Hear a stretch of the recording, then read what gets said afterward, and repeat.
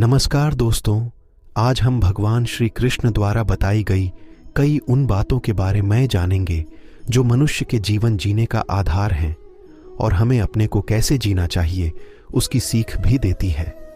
दोस्तों, आपको पता ही होगा कि आधा अधूरा ज्ञान हमरे आने वाले जिंदगी के लिए बेकार है, इसलिए पूरा सुने दोस्तों।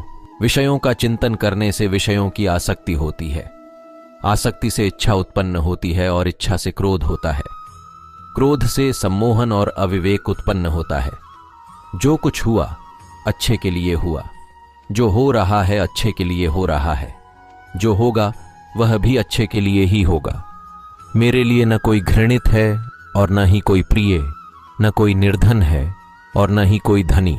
बस जो भक्ति भाव के साथ मुझे याद करते हैं मैं उनका हूं, और वो मेरे आप वही हैं जिसमें आप विश्वास करते हैं। आप वह बन जाते हैं जो आप मानते हैं कि आप बन सकते हैं। अगर तुम अपना कल्याण करना चाहते हो तो सभी तरह के उपदेशों, सभी धर्मों को छोड़कर मेरी शरण में आ जाओ, मैं तुम्हें मुक्ति प्रदान करूंगा।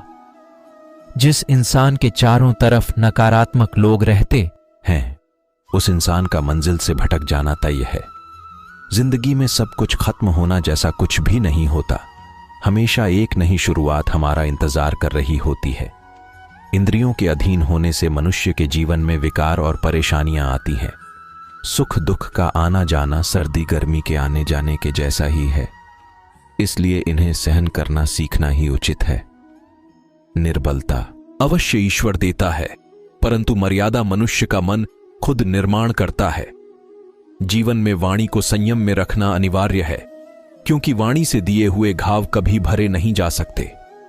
मनुष्य उसके लिए शोक करता है जो शोक करने के योग्य नहीं है, और फिर भी ज्ञान की बातें करते हो। बुद्धिमान व्यक्ति ना जीवित और ना ही मृत व्यक्ति के लिए शोक करते हैं। मैं हमेशा तुम्हारे साथ और तुम्हारे आसपास रहता है, चाहे तुम कुछ भी कर रहे हो। जो हुआ अच्छा हुआ, जो होगा अच्छा होगा। स्वयं को मुझ पर छोड़ दो, अपने कर्म पर ध्यान दो। कर्म ऐसा जो स्वार्थ रहित पाप रहित हो। जीवन में समय चाहे जैसा भी हो, परिवार के साथ रहो। सुख हो तो बढ़ जाता है और दुख हो तो बढ़ जाता है। मोहग्रस्त होकर अपने कर्तव्य पथ से हट जाना मूर्खता है, क्योंकि इससे ना तो तुम्हें स्वर्ग की प्राप्ति होगी और ना ही तुम्हारी कीर्ति बढ़ेगी।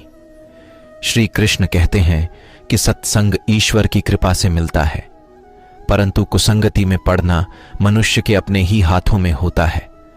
कर्म का फल व्यक्ति को उसी तरह ढूंढ लेता है जैसे कोई बछड़ा सैकड़ों गायों के बीच अपनी मां को ढूंढ लेता है। इस संसार